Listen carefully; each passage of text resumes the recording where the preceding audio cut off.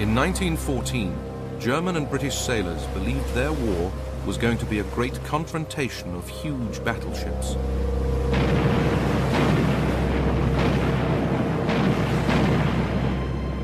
But only once was there a full clash of fleets. The rest of the naval war was very different from what had been expected. It was a war dominated by a new weapon, the submarine. And submarines were terrible, really. They were small and so vulnerable. It was a war of blockades and sinkings on a massive scale. It brought disappointment and disaster before ultimate victory. Above all, this sea war was about innovation and dazzling advances in technology, from the skies above to the deep oceans below. Now, for the first time, it can be seen as it really happened, in color.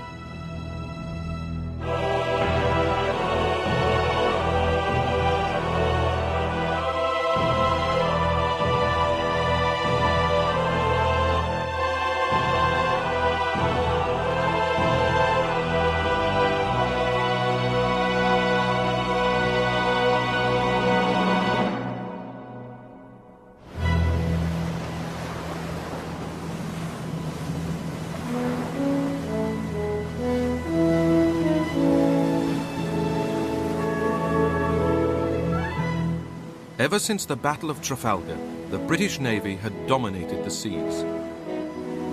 Pre-war displays like the Spithead Review showed its might. I remember going to a review at Spithead where the Spithead was full of ships of all sizes, and it was a delight to be there because as children we were all very excited about it. Everywhere you went you would see bluejackets, you would see sailors everywhere. So we were a naval country in those days. Britain, a small island, depended on trade, and keeping its trade routes open and safe required control of the sea. But in the decade leading up to World War I, British naval supremacy had faced a new challenge. Ever since he'd become Emperor of Germany in 1888, Kaiser Wilhelm II had been determined to build an overseas empire to rival other European nations. To acquire this empire, he needed to build a navy. The Kaiser's ambitions and Britain's determination to maintain its lead at sea led to a hugely expensive naval arms race. At its heart was a new type of battleship, pioneered by the British and named after the first to be built in 1905, the Dreadnought. It was enormous and outgunned anything built before. The Dreadnought introduced two fundamental changes in battleship technology. First, it replaced the main armament of 4 heavy guns with an armament of 8 or 10 heavy guns, and secondly, gradually introduced high-powered turbine engines, so it increased the speed of the fleet. Essentially, it's a quantum leap in the performance of the battleship. And for a period of 8 years, you have a sustained building race in which ever bigger and more powerful battleships are built in competition. Admiral Lord Fisher, inventor of the Dreadnought, claimed it made every other class of battleship irrelevant. The only issue is the number of dreadnoughts. No matter who tries to fight the Dreadnought gobbles them all up. It's the armadillo and the ants. The armadillo puts out its tongue and licks up the ants. By the time war was declared in August 1914, Germany had built 13 dreadnoughts to Britain's 21. Ordinary sailors on both sides now looked forward to putting their massive new weapons to the test. There's great enthusiasm, and recruits are flocking in daily. If only the German fleet would come out, we would wipe them out in a few minutes. Fred Bundy was a 15-year-old cadet when war broke out. Oh, I just knew that the Kaiser was somebody I didn't know what to know. And if I had a chance, I'd shoot him if I had a chance, you know. As soon as he could, Fred Bundy joined up full-time. I thought it was wonderful. In a trench, for instance, they'd just have to run up top and get bullets in me, anything like that, or join in the Navy. And, well, ships had always been my ideal. German sailors were just as excited. In 1914, seaman Richard Stumpf was waiting with the German High Seas Fleet. Our joy and excitement were boundless and lasted late into the night. The thing we had yearned for and feared had come true. We had built our navy so we could fight the false and treacherous English. But the sheer expense and prestige of the dreadnoughts began to have a curious result. No one could afford to lose one. Admiral John Jellicoe, commander of the Grand Fleet based at Scapa Flow, was reluctant even to let his dreadnoughts out of port. Provided there is a chance of destroying some of the enemy's heavy ships, it is right and proper to run risks of our own. But unless the chances are reasonably great, I do not think that such risks should be run. His main fear was that if he took his very expensive battle fleet to sea and he lost a battle, he effectively might, as he put it, lose the war in an afternoon. So you would get two fleets in their fleet anchorages or at their headquarters and bases, which were mutually opposing each other and, in a sense, stalemated each other by not even going to sea. The caution was so great that it would be a full 2 years into the war before the fleets of both sides engaged in a proper battle. As the dreadnoughts stayed safely in their harbours, the rest of Britain's navy set out to starve Germany by blockading it and stopping its trade with the outside world.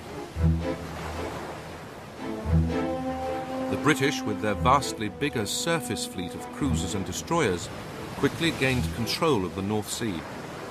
They were able to intercept almost all merchant shipping from neutral nations headed for German ports. The neutral ship would go into a British port and their cargo would simply be bought by the British for their own use. So the neutrals weren't particularly disappointed. Their voyage was cut short, they got home sooner, and they were paid in full. So essentially nobody was upset apart from the Germans. German sailors could only watch as naval superiority enabled Britain to stock up for war, while their own nation was made to suffer. When one saw the amount of shipping converging on Britain, when one saw how busily the enemy was engaged in importing from all quarters of the globe the materials that reinforced his strength in his fight against us, one saw the writing on the wall.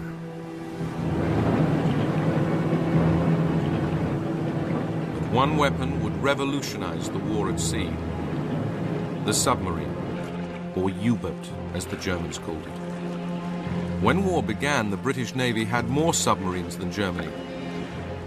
Life on board was in stark contrast to the big battleships. To me, it was claustrophobia, or whatever they call it.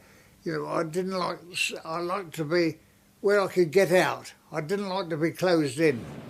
And submarines were terrible, really. They were small and so vulnerable. It was all volunteers. Reason to get a shilling a day extra. And there wasn't many submarines, so they didn't want a lot of men to volunteer. But as they went further on, we got more, and they had to go in them. I didn't want to go, but they had to go. But after we saw them after, they were delighted. The submarine, they're all as one, you see. You're the Lieutenant Ahmed Stoker. We both work together, because you get hit, you've got to know what to do, you see, in a submarine. The British used their submarines for patrols in support of the surface fleet. The German U-boats would have a totally different purpose. They became the lone hunters, and they gave Germany its one truly effective naval weapon of the war. Much of a U-boat's lonely time in the ocean was still spent on the surface, allowing moments of peace and calm. After an excellent supper on the fresh fish given to us by our fishermen friends, We were glad to clamber up on the conning tower to enjoy the northern evening air and a cigar. Grey and violet hues replaced the shining glow of sunset. Underneath the water, as the U-boat went in search of its prey, life became very different. The atmosphere below was really beyond description. An appalling burst of heat flung me backwards. The thermometer stood at nearly 45 degrees Celsius. The men were standing over their engines in the bare minimum of clothing, and their drawn, gaunt faces, smeared with oil and filth, looked like skulls. In September 1914, this new underwater threat showed its murderous potential. 3 aging British battleships, the Aboukir, Hogue and Cressy, were sunk in a single day by one German U-boat. A British midshipman wrote home with the remarkable story of his survival. Dear Granny, I had a most thrilling experience. We were woken by a terrific crash and the whole ship shook. The Aboukir went down suddenly, and we slid down her side into the water. I swam to the Hogue and was just going on board when she was struck and sunk in 3 minutes. I then swam onto the Cressy, where I had a cup of cocoa. But as I finished it, she was struck. I jumped off again. I was picked up, having been 3 hours in the water. 1,400 other sailors lost their lives. The U-boat was able to sneak up on its target without being seen. But when it came to merchant shipping, this unique quality of surprise presented a legal and diplomatic problem. Under international law, an attacking warship of any side was first required to stop a merchant ship, board it, and inspect its cargo. If the cargo was found to be assisting the enemy, the attacker was required to allow the merchant crew to leave their ship safely. Only then could they blow it up. Of course, stopping vessels and going through this rigmarole was inimical to the advantage that the submarine had in attacking merchant shipping. It was a sneaky weapon, a damned un-English weapon, it had been called by one British commentator. Frustrated U-boat commanders began to bend the rules, sinking merchant ships without warning, but claiming that their targets were carrying munitions, or even that it was the British doing the sinking, not them. German propaganda films tried to convince the world that they were still sticking to the law, even towing merchant crews to safety. In early 1915, this farce came to an end. The Kaiser and his commanders decided to let the U-boats loose. The war on the Western Front was now bogged down in the stalemate of the trenches. The Germans were getting nowhere against the British and French on land. The only way forward was to cut Britain off from the trade which kept it alive. On February the 22nd, Germany declared unrestricted U-boat warfare.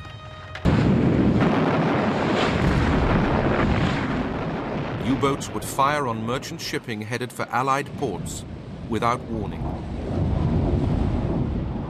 Unrestricted submarine warfare is a case of what else can we do? Let's try this. Maybe this will work. There's a sense of desperation. It's also, I think, the German Navy saying, we're not doing what we thought we were going to do. We're not fighting this great battle with dreadnoughts. But if we don't do something, all those soldiers on the Western Front will say, why are we fighting and dying? The Navy's doing nothing. For the U-boat crews, there was relief and celebration. At last it arrived. Unrestricted U-boat warfare began. We'd lost a burden we had carried since the day the war broke out.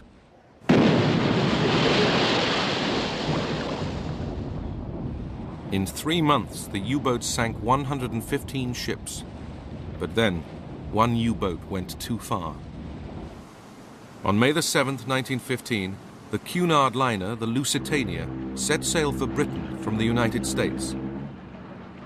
Alice Drury, nanny for an American family, was looking after the baby when the first German torpedo struck.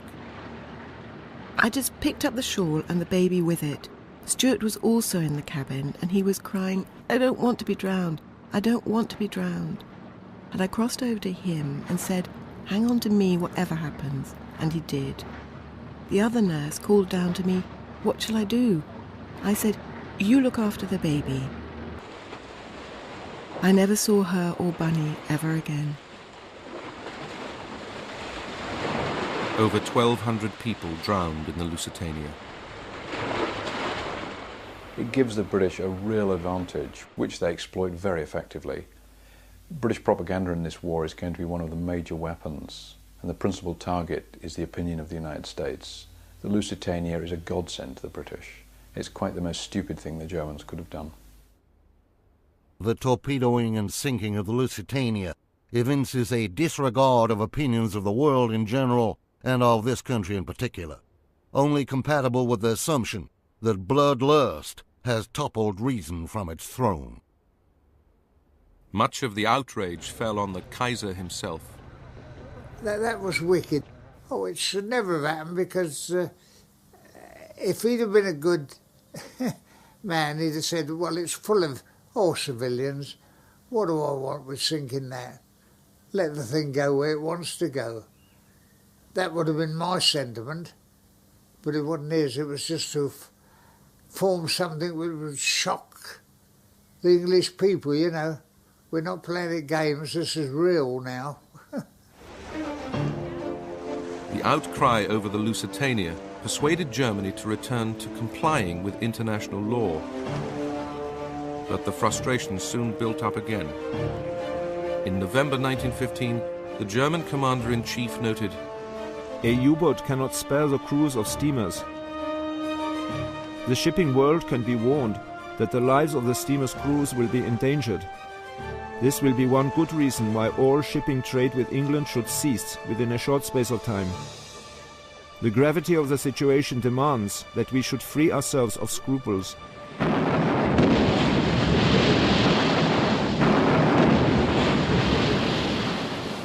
In February 1916, unrestricted U-boat warfare returned. So did the disgust. Submarines cannot be used against merchantmen, as the last few weeks have shown, without inevitable violation of many sacred principles of justice and humanity.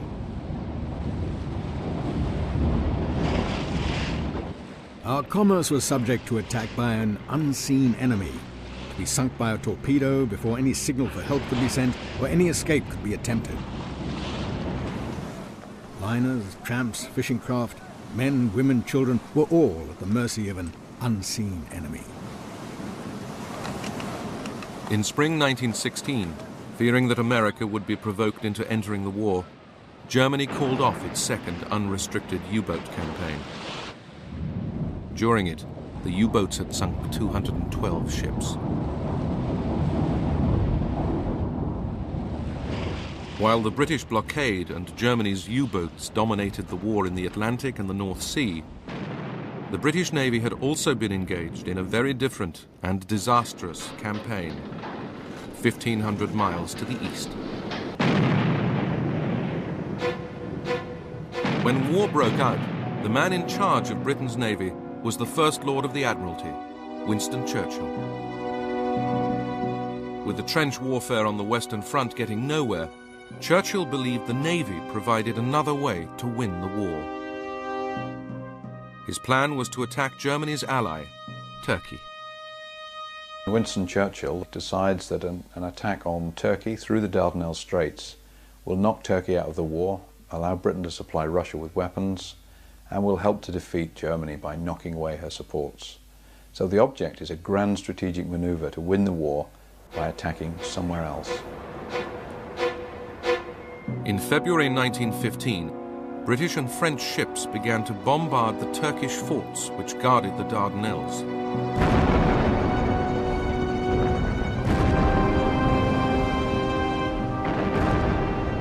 But the old pre-dreadnought battleships were in for a nasty surprise. The Turks had managed to lay a line of mines just where the Allied fleet, the French and British pre-dreadnoughts, would be manoeuvring.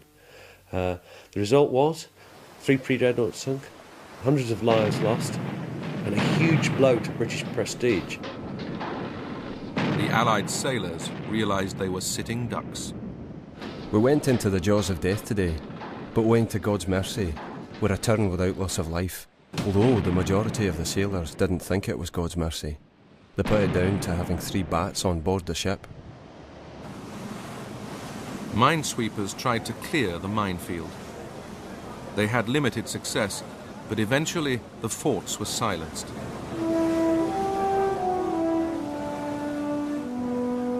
Then on April the 25th, British, French, Australian and New Zealand soldiers, known as Anzacs, landed on the Gallipoli Peninsula. I felt a distinct feeling of fear and uncertainty as I realized that very many of the soldiers on board these ships were for certain death. I pictured in my mind hundreds being shot down before they reached the shore, and then mown down long before they could leave the beaches and reach the Turks' positions. The Turks were excellent defensive fighters, brilliantly led. Both the German and the Turkish officer were superb, and the British, the Allied campaign, because the French were there in large numbers as well. The French, the British, the Anzacs, they didn't really have a chance. The land operation turned into a disaster. In 8 months, the Allies suffered 250,000 casualties. Of these, 110,000 died.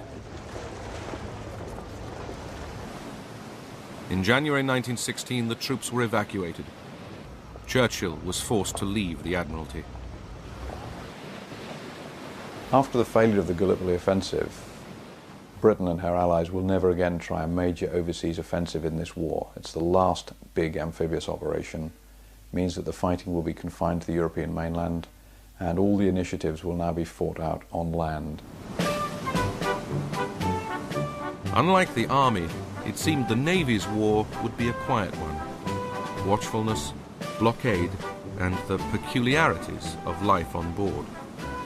You couldn't carry enough water to everybody have a bath, so we didn't have a bath. We used to have a bowl, the washer, and then throw it over yourself like a bird. But the officers had one, and the engineer commander would paint a black mark so far so the young officers didn't go too much in the bathroom. There was the monotonous daily cycle of being on watch, resting, back on watch again, and the one traditional consolation.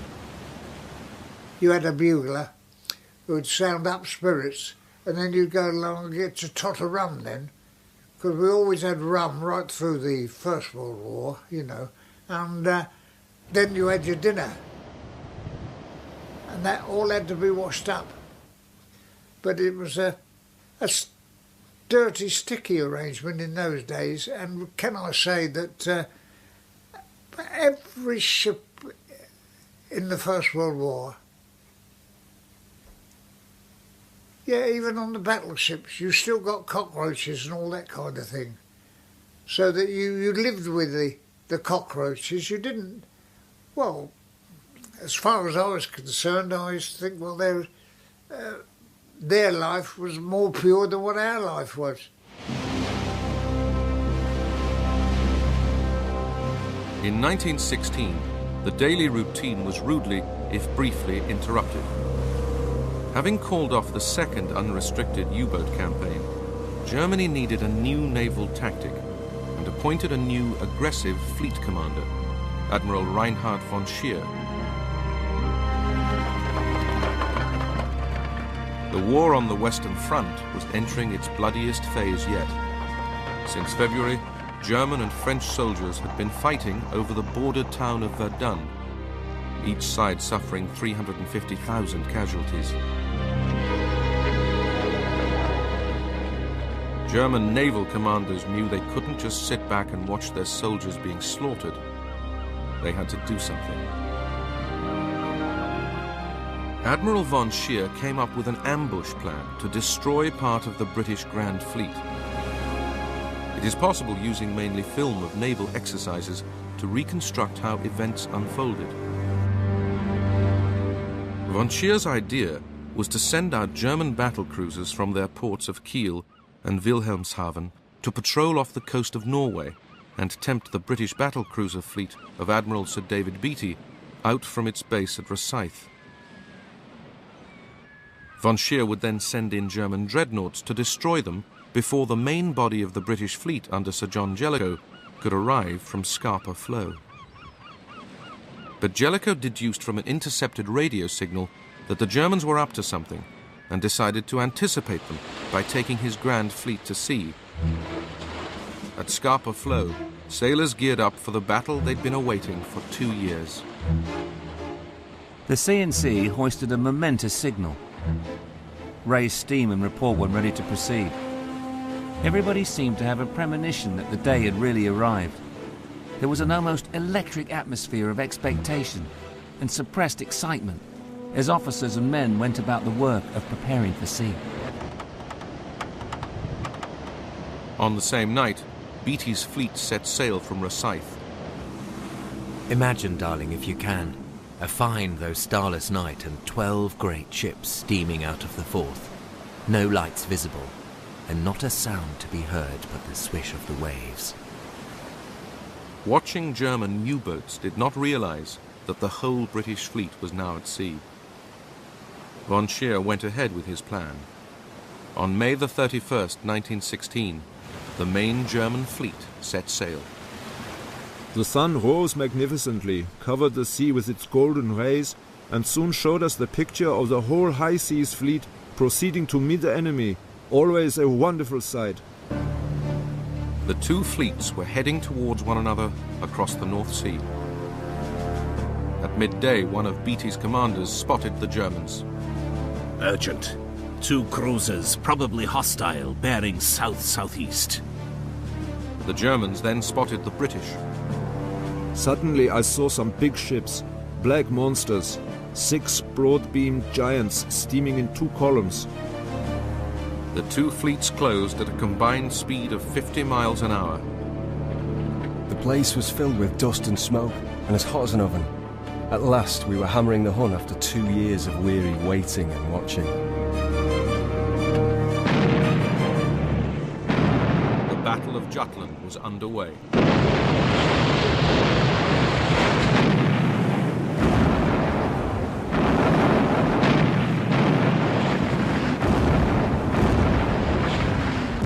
The first phase turned into a British disaster. Unfortunately for Beatty, his ships don't shoot very well. They have disadvantages of light and weather, but they haven't done enough training. And the German battle cruisers very quickly achieved firepower superiority, and 2 of his ships, the Queen Mary and the Indefatigable, blow up and sink with the loss of almost all their crew. A tremendous explosion occurred which must have blown the bows to atoms. Then another explosion.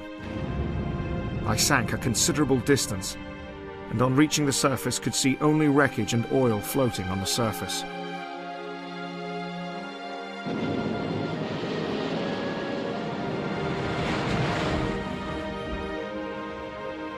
I was standing beside Sir David Beatty, and we turned round to see the unpleasant spectacle. He turned to me and said, "There seems to be something wrong with our bloody ships today." The problem was not the ships, but the way in which Beatty and his squadron were using them. Speed was everything. So every safety precaution that was introduced, doors that closed that had to be opened and passages that were closed off, were broken. So that a hit on the gun turret would lead to an explosion and flash travelling down into the magazine, where 120 tons of high explosive were waiting to go off. The consequences were simply devastating, and they just blew up. And that's exactly what happened to the Indefatigable and the Queen Mary. His ships badly hit, Beatty headed north to try to find Jellicoe's grand fleet. Von Scheer went after him. Within hours, the Germans found themselves facing the entire British Grand Fleet.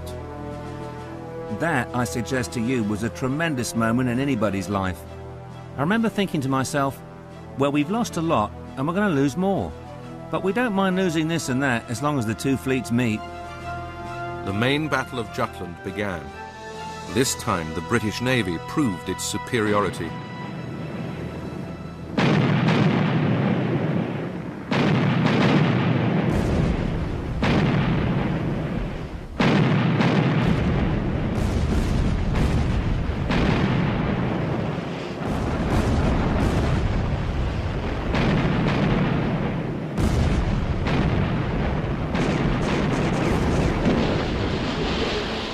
The Germans lost 1 dreadnought, 4 light cruisers, and 5 destroyers. But the British also lost another battle cruiser, the Invincible. Of over 1,000 men on board, only 6 survived. The crew of a neighboring ship, the Indomitable, watched as it went down. We young Indomitable officers had particularly poignant feelings. Since the day before we sailed, the junior officers of Invincible had come aboard us, and a merry and riotous evening was had by all. Now every one of those was asleep in the deep.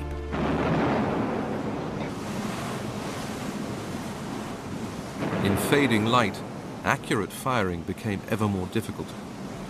But both fleets continued to bombard each other.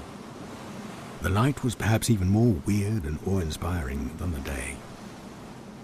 Every now and then a tremendous explosion was heard, and great flames 100 feet high shot up into the sky. This sort of thing went on all night, till early dawn.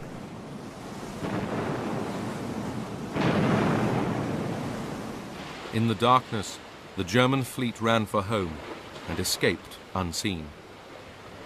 By the morning of the 1st of June, the Germans were nearing the safety of Kiel and Wilhelmshaven. We went back to the harbour to receive hot coffee and food. Like many of my comrades, I did not want them. We lay down on the floor in a corner of the ship. We did not care where we were and went to sleep. We hadn't slept for 48 hours. Jutland is just about the most controversial naval battle of all time. Everybody says they won. The Kaiser the next day said, "The magic of Trafalgar is broken. We've beaten the British." Von Scheer, in his official report, said, "We must never do this again. They'll wipe us out." And that was the truth. The Germans knew they were lucky to get home with almost all of their ships and almost all of their men. As in Germany, the British presented the Battle of Jutland as a great naval victory. But Jellicoe knew that his losses had been substantially greater than the Germans, both in terms of ships and lives. He did, however, still control the North Sea. For the German Navy, it was back to square one. There was still stalemate on the Western Front. The British had launched their offensive at the Somme, suffering 600,000 casualties. But the Somme had drained German blood too. With its surface fleet bottled up in port, the only way the German Navy could help was by returning to unrestricted U-boat warfare. In February 1917, the fateful decision was made.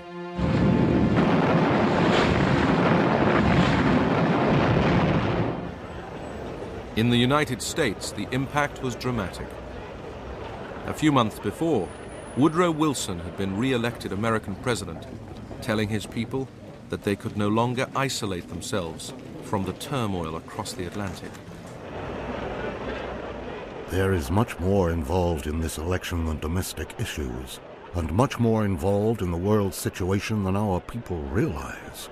Democracy hangs in the balance, and its fate not only here, but throughout the world.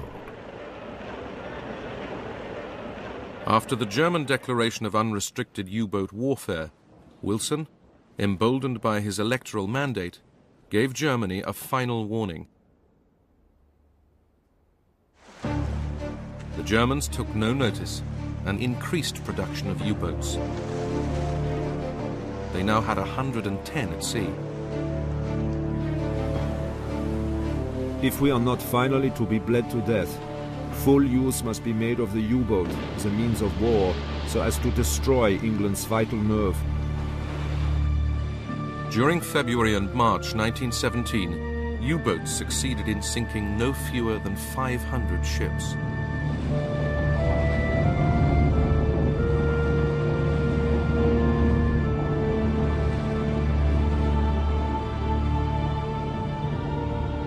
the number of neutral merchant ships arriving in British and Allied ports fell by 3/4.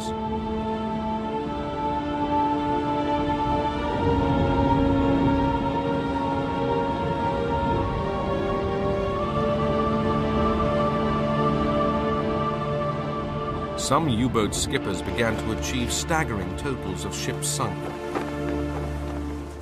As they returned to port after successful forays, they became national heroes, rather like the aces of the air war. The Germans used the full range of propaganda tricks to emphasize the heroic status of the U-boat captains and the crew. They started to fly flags, they showed emblems of the numbers of ships they'd sunk. They created newsreels. They made them into celluloid heroes. Had this small grey vessel, which just submerged beneath the waves, accomplished all these things? Was it possible? Was it conceivable that such a small and insignificant vessel could disrupt the mission of an entire great and powerful fleet? How I envy the men in her crew. The U-boat's success led to food rationing in Britain. Even the troops on the Western Front were asked to tighten their belts. 1917 was a low point for the Allies. But America was edging ever closer to war. The present German submarine warfare against commerce is a warfare against all mankind. It is a war against all nations. The world must be made safe for democracy. On April the 6th, the United States finally declared war on Germany. The British welcomed their new allies with open arms. There was no foreign feeling about them, not a sign of jealousy, no impatience from receiving orders from a foreign admiral. They were single-minded in their endeavours to do their utmost for the common cause, and in consequence, they proved to be a most valuable asset to the Allies. But even with the Americans on board, the Allies still had to find some way of defeating the U-boats. As Germany's U-boats continued to maul Allied shipping, one tactic was to pack merchant ships into convoys escorted by warships. But that was purely for defense. To attack U-boats, they first had to be found. Airships began to be used to spot U-boats, which still had to spend most of their time on the surface. The airships had a 1,500-mile range and could fly for nearly 50 hours at a time.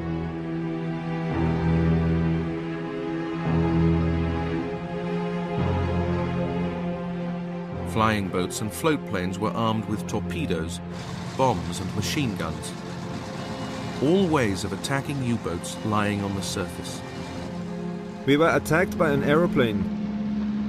He had slunk up unseen in the bright sunshine and notified his arrival with a load of bombs, which could easily have cost us our lives.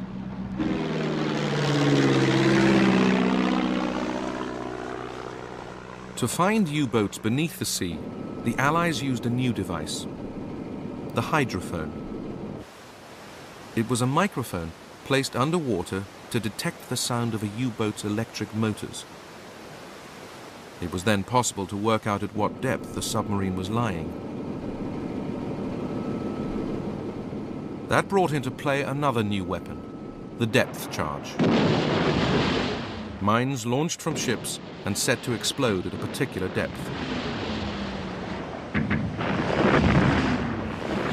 A depth charge burst with a frightful explosion. Our hopes grew fainter as the risk of being crushed or blown up increased. We worked on and on, if only to distract our minds from the imminent doom at the bottom of the sea.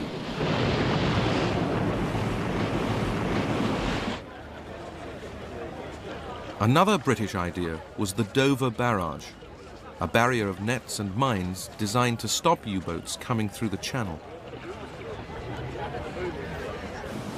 Minefields began to spread right across the North Sea. In 1918, the Allies laid 70,000 mines to stop U-boats getting into the Atlantic. It is a very unpleasant feeling when the boat grazes against the mooring cable of a mine, and death bumps and crashes against the hull.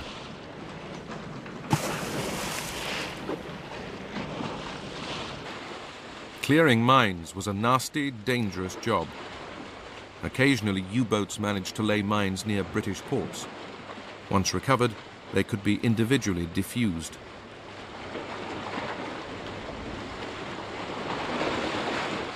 Out at sea, the minesweeper, initially converted fishing trawlers, came into service.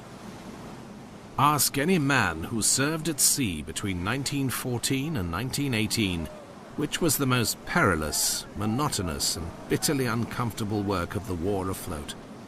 The reply, 9 times out of 10, will be the work of the minesweepers.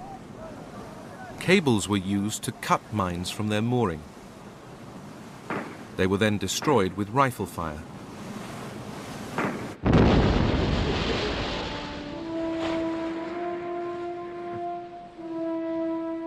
One ingenious invention was the U-boat decoy, called the Q-ship. There was not a sign of life aboard. We rose to the surface. Suddenly the ship came to life. Hidden portholes sprang open. The stern gun was manned. Other guns were unmasked and poured a devastating fire over us. Finally, the British tried closing the U-boat havens on the Belgian coast.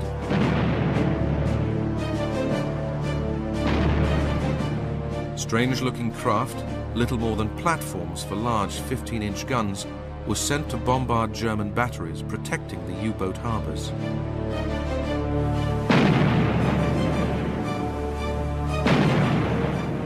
In April 1918, the port of Zeebrugge was attacked. 3 old ships were deliberately sunk across the entrance to the harbour to try to block U-boats getting in or out.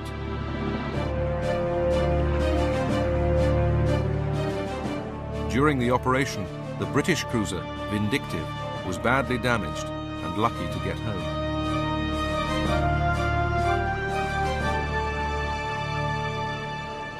By early 1918, this combined technology had the U-boat threat under control. American troops could now be transported safely across the Atlantic to Europe. The sheer weight of numbers was bound to tell. But the British had also won the naval war of blockade, partly by their acceptance of rationing.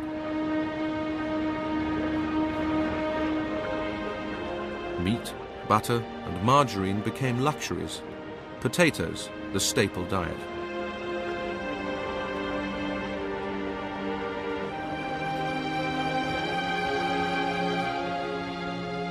Rationing was something Germany never introduced, and it meant that by the end, food and supplies were running out. Total war is all about the most efficient use of all your national resources. In the First World War, the Germans were seriously inefficient in their use of their resources. They mobilized all of their agricultural workers out of the countryside into the army and then used them in battle. They didn't replace them. This meant agricultural productivity collapsed. They didn't mobilize female labor. They didn't mobilize to any large extent any other available labor resource. So agricultural production collapses. This means they need to import food. The British blockade means they can't import food. So very steadily the Germans find their rations being cut. And from a diet rich in animal fats, they end up living on turnips.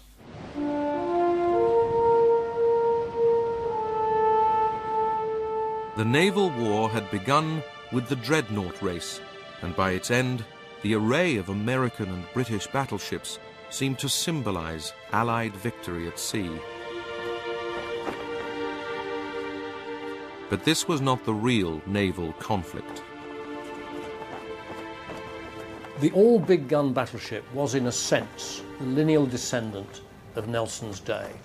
The idea of throwing a huge weight of metal over the greatest distance and destroying the enemy.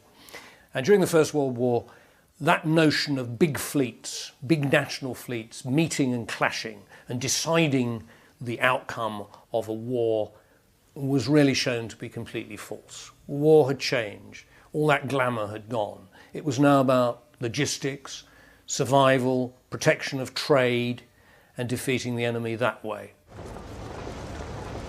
There was a final irony for the dreadnoughts. On the 10th of June 1918, the Austrians put their star dreadnought, the St. Istvan, out to sea in the Adriatic. It was immediately hit by 2 Italian motor torpedo boats. It took just 3.5 hours to sink. Astonishingly, only 89 men died. But the demise of the battleship was there for all to see.